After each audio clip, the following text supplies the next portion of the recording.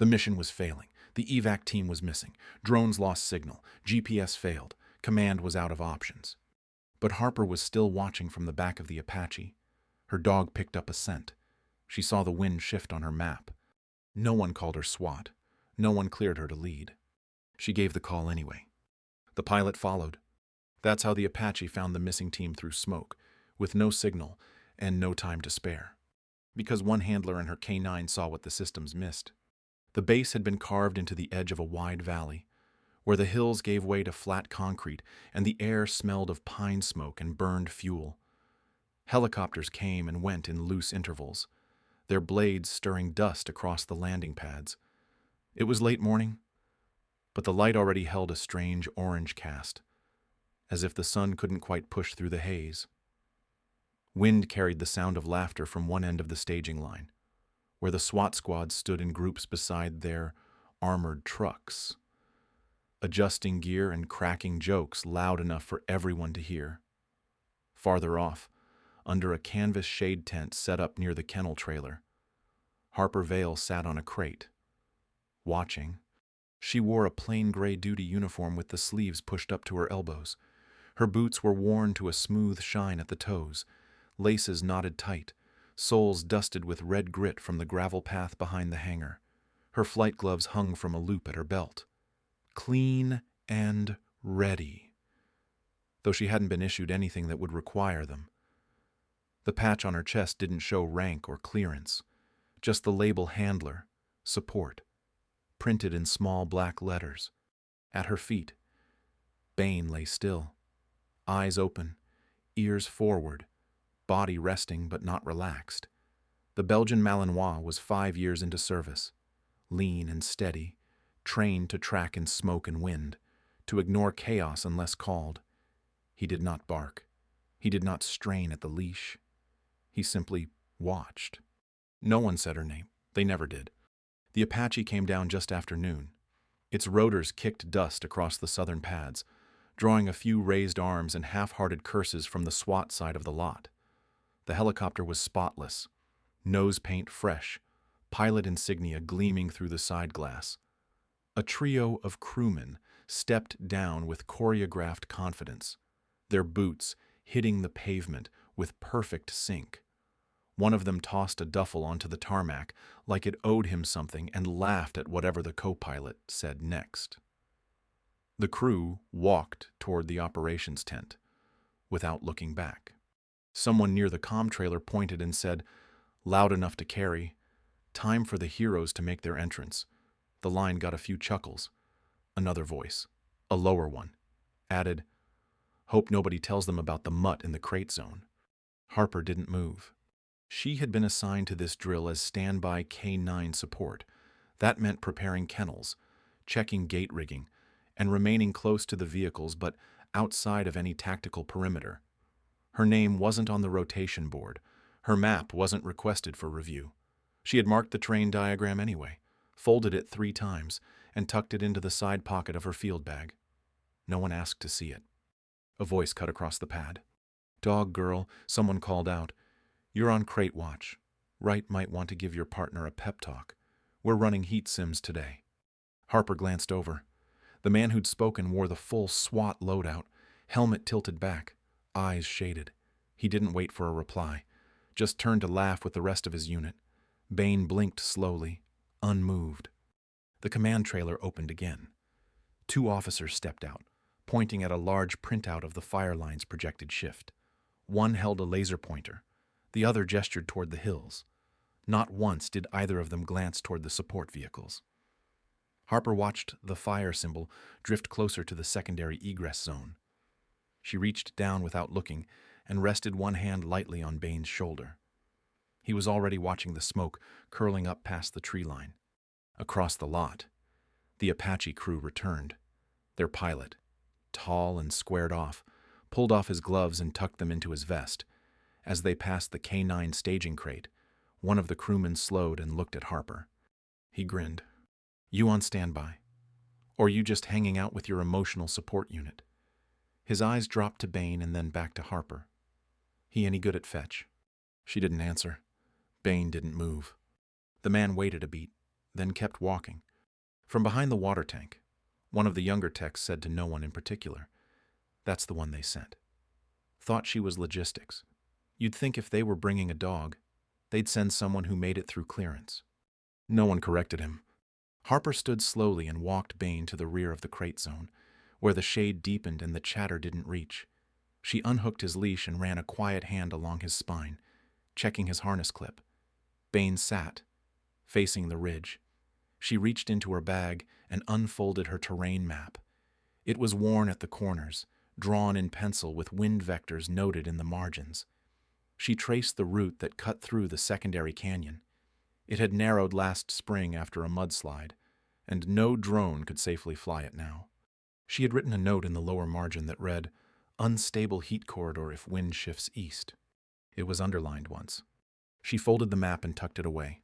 Her gloves hung from her belt, still clean. She didn't need to speak. She just watched. The Apache spun up again 15 minutes later. Its rotors lifted dust and smoke in long, slow spirals. The command team gathered near the tent, markers and tablets in hand. No one looked her way. No one called her name. Harper Vale stood beside Bain, hands resting at her sides, boots planted firm. She did not ask for orders. She already knew the fire was moving faster than the models predicted. She had seen the tree line pulse against the wind. Bain stood beside her, silent, ready. No one asked what he saw. They would, just not yet. The command tent was crowded with sound. Radios chirped across shared channels while clipped voices dictated wind vectors and drop windows. Large digital maps blinked on tri-screen monitors at the far table, updated in real time by ground intelligence teams. A portable AC unit buzzed near the flap, barely cutting the rising heat inside. Everyone wore dark glasses, light gear, or digital wrist links that synced with satellite data. Everyone except Harper Vale. She stood off to the side, just inside the shade, notebook in hand. Her fingers curled around it gently, thumb brushing the edge where the cover had bent from years of use. The diagram inside showed a hand-sketched model of the gulch just east of the evac corridor. Her notes marked pressure shifts, fallback drafts, and a crumbling incline that automated maps kept flagging as stable. She had walked that gulch last year, twice. The stone shelf near the north bend had split since spring. No one asked her about it. "Does your dog fetch coffee too?" someone said across the space. Laughter followed, sharp and easy. A junior comms officer stood near the hydration rack, packet straw in his teeth. His vest hung open, one glove tucked under the opposite strap. He looked her way, then past her, already moving on. Harper gave no reaction. Bain, lying at her feet, shifted slightly. His ears twitched once, then stilled. A captain motioned toward a folding table stacked with crates. "Handler," he said without turning fully. "Leash check. We're short-clipping all rows. Fast rig only." Harper moved without a word. The crates were already sorted. She had triple-counted the carabiners that morning, cross-checked for wear, and adjusted every harness loop to the current SWAT standard. She rechecked them anyway. Nearby, another pair of officers discussed drone elevation logic. One tapped his tablet. "Run it through the burn profile again. Infrared's missing the shelf." The other nodded, half listening, then flicked a finger toward Harper's direction. "Should have trained the mutt to track donuts," he muttered. "Might get better results than this autogrid." More laughter. It wasn't cruel. It didn't have to be. It was practiced, routine, just enough to remind her where the line was drawn. She knelt beside one of the crates and ran her hand along the buckle webbing. It was spotless. Still, she checked the gate again, then looped the spare tag through the mesh. Her notebook slipped slightly from under her arm. She caught it gently, refolded the corner, and tucked it into her jacket. The diagram was never looked at. The note about shifting fire lines had been underlined twice. Her badge, when scanned at the outer perimeter of the tactics trailer, had buzzed red. A clerk with no stripes and too much attitude waved her back with a plastic smile. "Support badge, ma'am. No need to enter the brief zone unless cleared." Ma'am, not her name. Back at the K-9 van. Harper opened the rear hatch and climbed into the shaded bench inside. The van was clean. The air held the faint scent of old canvas, ducked seal, and dog fur that no scrub could fully remove. She sat with her knees together, boots flat, and opened the notebook again. Bain climbed up beside her and curled close, his body warm against her calf. He didn't sleep. His nose was high, mouth shut, gaze tracking something through the open side slot of the door. Wind shifted once, hard. The tail end of the smoke line rolled low across the field. Bain let out a quiet growl, more like breath than warning. His paws stiffened. Then he stood. Harper looked up. No one else had reacted. The screens inside the command tent hadn't changed.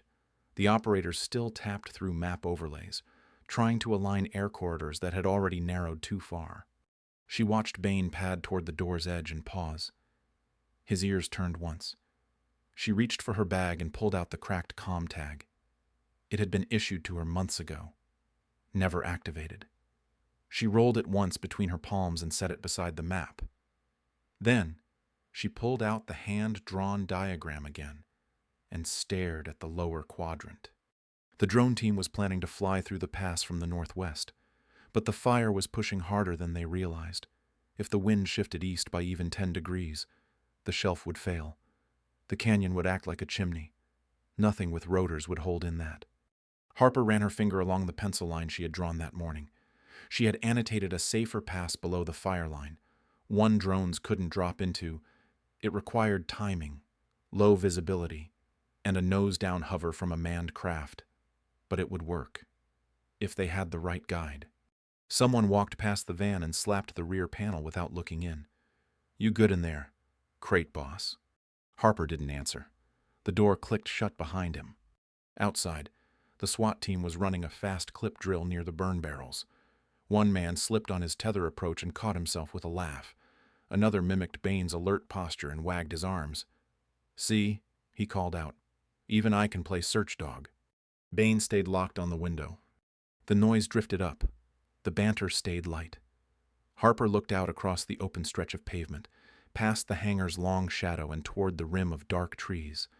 Smoke curled above the ridge, faint but wrong. She had seen it before in a different state. On a different call. A shift like that didn't look like much at first. Just a rise. A haze. Then it swallowed roads. She folded the notebook and placed it back in her bag. Bain's posture had changed. He was no longer growling. He was waiting. The cracked comm tag rested on the floor near the van's side rail. No one had ever activated it. No one thought she needed one. That was fine. She looked down at Bain and nodded once. His tail swept the bench without sound. They would be ready, even if no one asked, even if no one saw. The sky went flat before anyone noticed. Smoke thickened across the ridge like an overexposed photo, bleaching color from the trees and turning every shadow into a blur. It came fast, not in volume, but in density. Visibility dropped by half in under 4 minutes. Radios started chirping more often, and people stopped talking mid-sentence. The Apache blades still churned in the distance, but their outlines faded against the heat shimmer rising off the canyon mouth. Inside the K-9 van, Harper Vale leaned forward on the bench. Her elbow rested on her thigh, notebook open in one hand.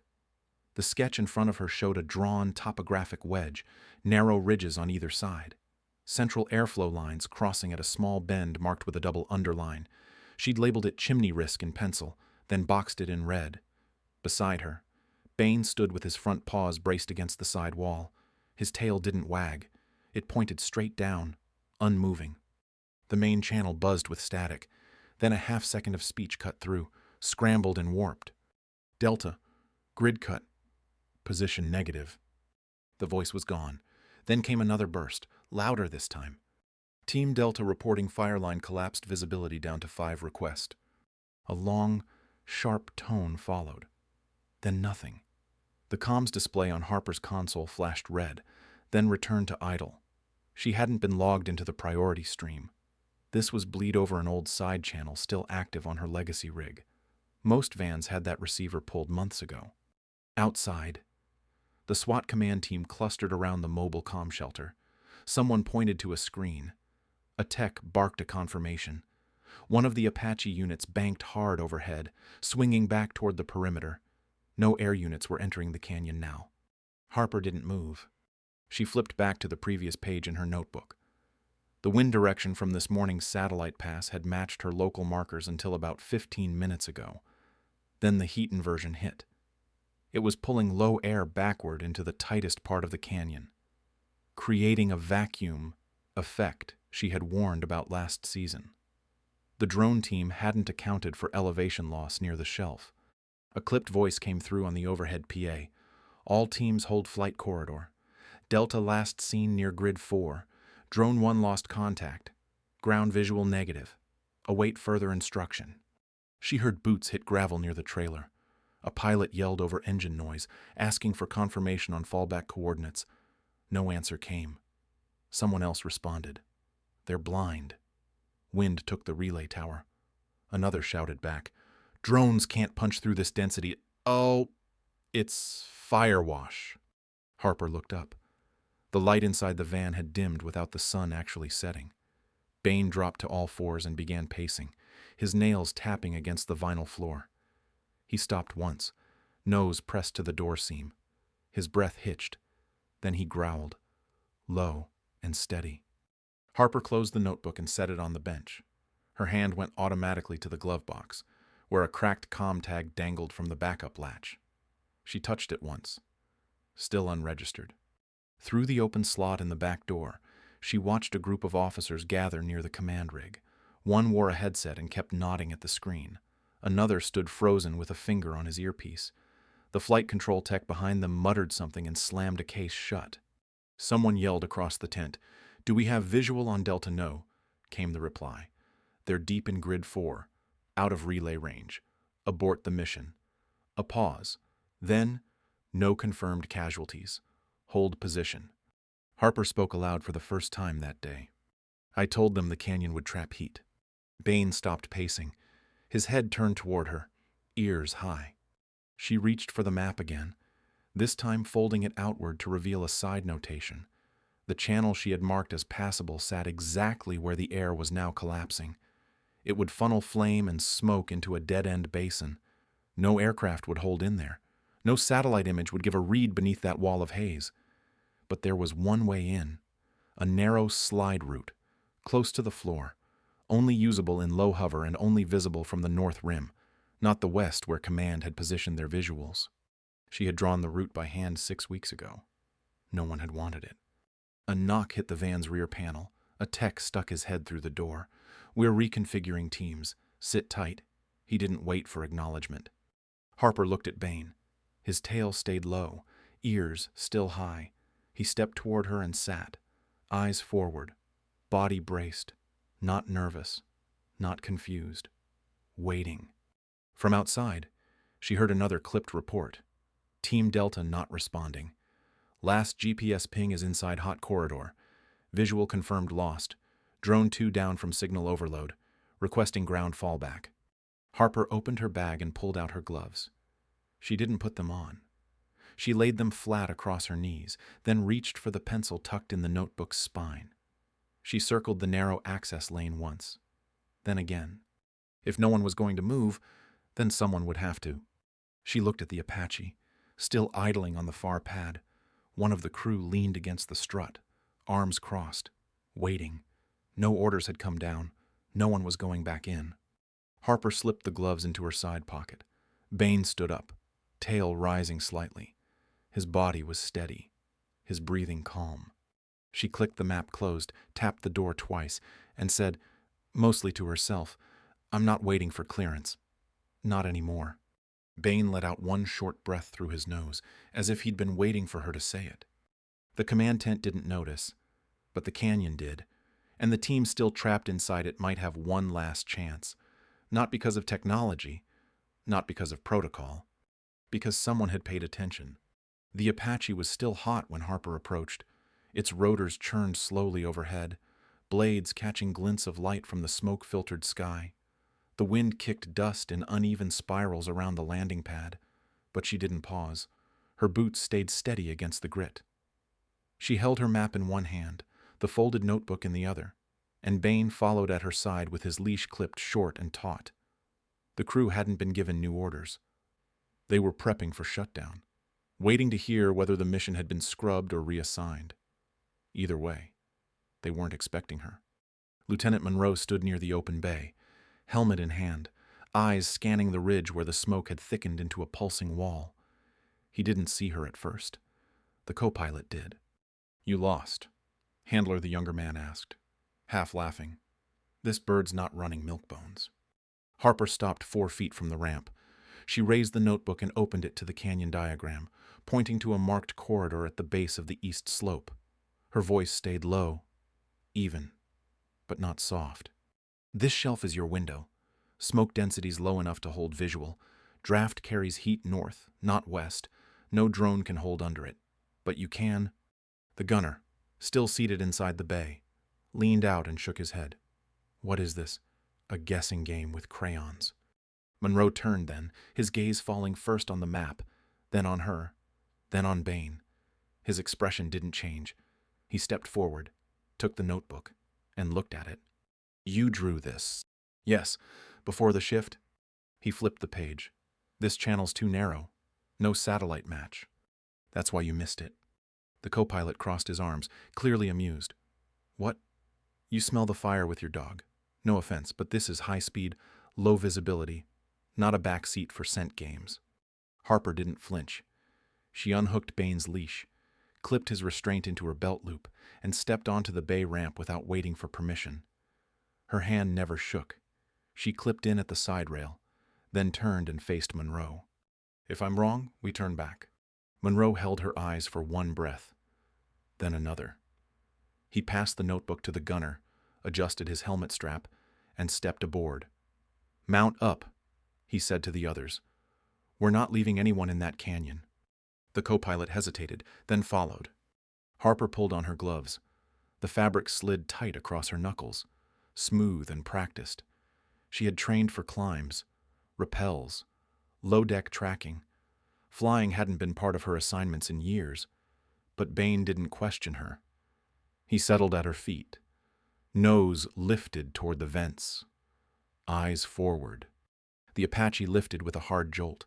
The crew fell into rhythm quickly, adjusting for weight balance, checking gauges, running a clipped confirmation stream over the secondary frequency. No one spoke to her again, but no one told her to leave either. The nose tilted forward.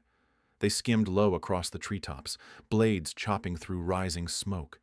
Harper pressed her hand to the wall, feeling the subtle lean of the frame with each shift. Bain stayed locked on the front, muzzle twitching as the air thickened. Outside, the ridgeline vanished, then came back, then vanished again. The world was flickering orange and gray, a strobe of firelight and ash. Through it all, Harper tracked the terrain in her mind.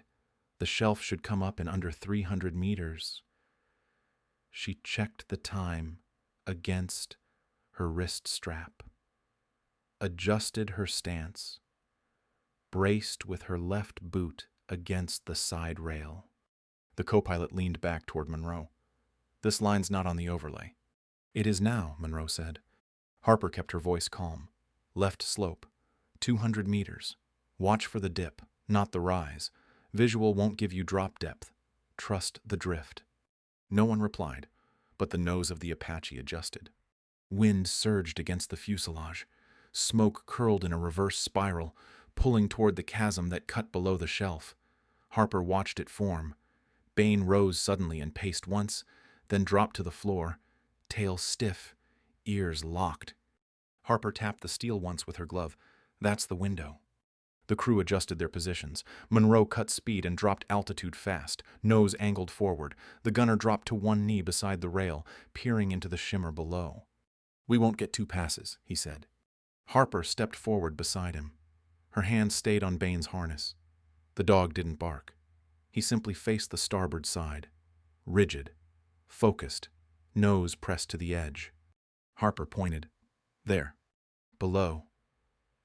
The canyon opened barely wide enough for a pass. A thin stretch of rock, burned black at the rim, traced the side of the wall. At the far end, something moved. A shape. Then two. Then the glint of a reflective vest. Bain gave one bark. Sharp, short. The gunner looked up. Holy hell. Harper didn't say a word. She just reached for the cabin mic and keyed it once. They're alive. The wind shifted again. The Apache dipped slightly, then held. Monroe's voice came through the cabin. Let's bring them out. Harper placed her hand on the rail and nodded once. Bain sat beside her, watching through the heat. The team was there. The route was real. And the only reason they'd found it was because she hadn't waited for someone else to decide it was worth trying. The crew didn't cheer. They didn't speak. They just flew. The air inside the Apache felt dense, thick with heat and sound. The rotors sliced above them in rhythm, but every other noise came disjointed radio static, mechanical groans, the rising pulse of fire-driven wind. Outside, the world had vanished into smoke. Not just haze, but full occlusion, the kind that flattened light and turned even the nearest ridge into shadow. It felt like flying through a closed fist. Harper braced her boot against the edge of the side rail. The metal vibrated under her sole as the aircraft dipped slightly, adjusting altitude by feel rather than sight. Sweat ran beneath her collar, though she hadn't noticed until now. Her gloves were tight across her palms. Fingers curled loosely but steady. She didn't speak. No one had asked for her voice. They just watched her, waiting to see if instinct could outfly tech. Bain stood at the front edge of the bay, nose near the slats that fed in outside air. His ears were locked forward, body still as a trigger. For the first few minutes after they'd spotted movement, he had remained quiet, head tilted slightly, tracking the wind. Now! He stepped left, then froze, then barked once sharp and low and pressed his front paws to the side window. His muzzle twitched. Then again. They're close, Harper said, her voice even. The co-pilot adjusted his headset. I've got zero visual, not even a thermal echo. They're there. Based on what? She didn't answer. She was already shifting forward, pressing both boots down to stabilize. The light in the canyon had changed. Not brighter. Just a fraction clearer, as if the air had thinned by a few degrees. She scanned the treetops and the shape of the slope below them. It was jagged, uneven, like the edge of a torn map. But she recognized it from her sketch. This was the corner where the wind broke early, sending smoke uphill rather than into the basin. Level here, she called out. Hold altitude. Drift 5 meters left. Monroe didn't question. He pulled the stick gently, watching the edges of the window for any hint of terrain. The gunner moved beside Harper, eyes narrowing. He still had his harness latched to the cabin rung, but he leaned close to the frame. I've got nothing, he muttered. Harper stepped beside Bain. The dog's tail stiffened. He gave another low growl, not warning confirmation. Then he dropped flat, nose still forward, ears straining. Right side, starboard window, she said. The gunner turned, pressed his shoulder to the door. And there it was. Not a clear silhouette. Not at first. Just a flicker of motion at the edge of color, a shift in shadow. Then a glint, like metal catching sun through the smoke. Another shape moved behind it. A figure. Then two. They're on foot, Harper said. One's dragging something. A stretcher. The crew snapped into motion. Monroe called out a descent order. The Apache dropped slowly into a hover, dust kicking up from below, though nothing was visible on their panels. The slope beneath them wasn't marked on any current map. The GPS feed had gone blank 2 minutes earlier. The only reason they were still on path was Harper's notes, and Bain's nose. As the aircraft settled, the figures came clearer. 4 SWAT operators, one with a shoulder bandage, another limping, the last 2 carrying a downed teammate between them. Their vests were soot-streaked, faces blackened. The man on the stretcher had a mask pulled sideways. eyes closed. He wasn't moving. Harper unclipped her harness and grabbed the spare line from the interior rack. She moved fast but not rushed. Every motion was deliberate. The gunner passed her the receiver hook. She nodded, already moving toward the cargo latch. Behind her, the co-pilot spoke in a near whisper. She found them blind. Harper didn't respond. She was already dropping the line. Bain stood again, tail rising, body square and alert. He looked out the window and barked once loud, direct. The first SWAT operator looked up, saw him. Recognition cracked across the man's face. He raised one hand and waved, then turned to help lift the stretcher. The Apache's cable locked. Monroe kept the aircraft rock steady, despite the shifting thermal eddies below. One wrong move and they'd list sideways into the ridge. But the pitch stayed even. Harper leaned out just far enough to signal, then pulled the line taut as the first rescuer clipped in. There was no cheer, no celebration, no call for cameras, just the sound of wind, rotor, breath, and weight. One by one, the team loaded. The injured man came last.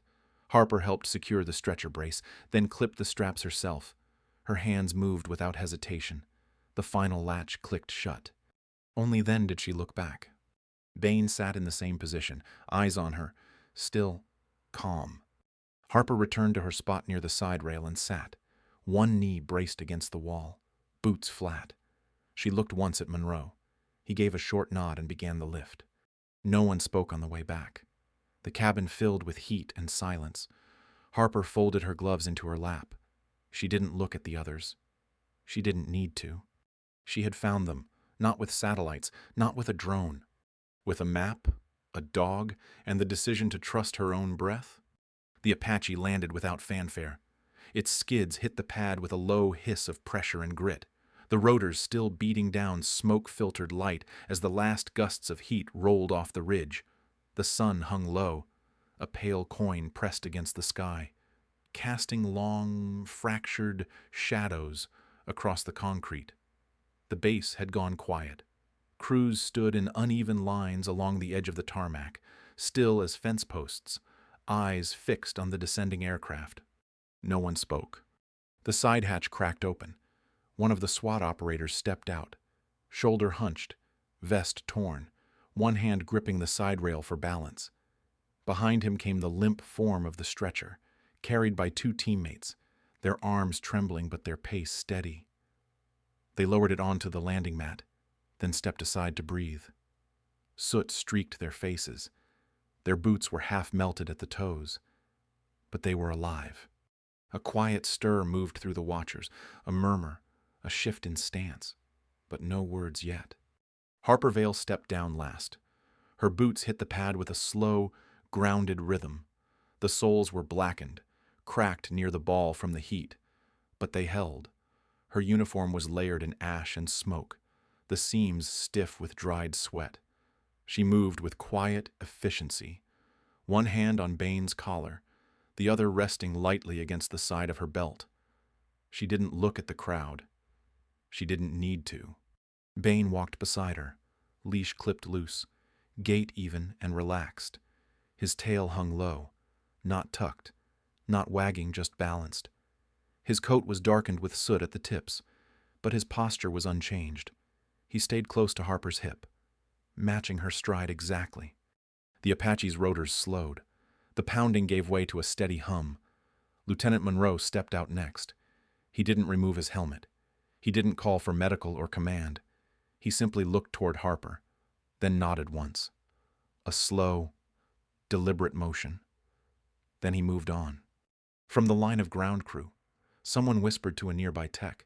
They said she wasn't even cleared to deploy. Another voice answered, low, and she still brought them home. Harper knelt at the edge of the pad and removed Bain's harness, checking each strap before unbuckling the side clip. Her hands were steady, fingers sure despite the grime. She folded the harness and set it gently on the crate beside them. Bain sat beside her, head high, breathing even. Across the pad, a figure stepped forward from the crowd. It was the same officer who had joked earlier that she should stay with the crates. His gear was clean, untouched by ash, but he walked slowly now. Something in his posture deflated. He stopped 3 feet from her and removed the patch from the shoulder of his vest. It was a dark rectangle, SWAT stamped, edges frayed from years of wear. He held it in his hand for a long second, then extended it toward her. Harper didn't reach out, not right away. Then, slowly, she took it. She didn't speak. She didn't thank him. She just closed her fingers around it and gave the smallest nod. The officer didn't linger. He stepped back into the crowd. One by one, others followed Monroe's lead. A flight tech nodded once. A medic crossed his arms and watched with a frown that wasn't disapproval, but something closer to shame. A comms operator from earlier, the one who'd joked about coffee, removed his headset and set it aside, no longer hiding behind signal feed. Harper stood. Bain rose with her. She walked past the command trailer, the same one where she'd been turned away. The door was open now, light spilling out onto the gravel. The base commander stood at the edge of the step, arms folded. He didn't stop her, but he called once as she passed. "Vale." She turned. He looked down, then up. "We were wrong." She looked at him for a long second, then said, without pause, "I was right where I needed to be." And she walked on. No press stepped forward. No camera blinked to life. There was no official debrief, no broadcast-ready statement, just the sound of boots on cooling concrete, the slow wind, and the last echoes of rotor blades spinning down. Bain stayed beside her the entire walk back to the van. When they reached it, she opened the rear hatch and let him hop up inside. He curled once in his blanket space, exhaled through his nose, and went still. Harper sat beside him for a moment, elbows on her knees. She looked down at the SWAT patch in her hand. The fabric was warm from the sun. She didn't pin it, didn't raise it. She just set it on the seat beside her and rested her hand lightly over it. Outside, the airbase slowly resumed movement. Crew chiefs barked low orders. Medics moved toward the injured team.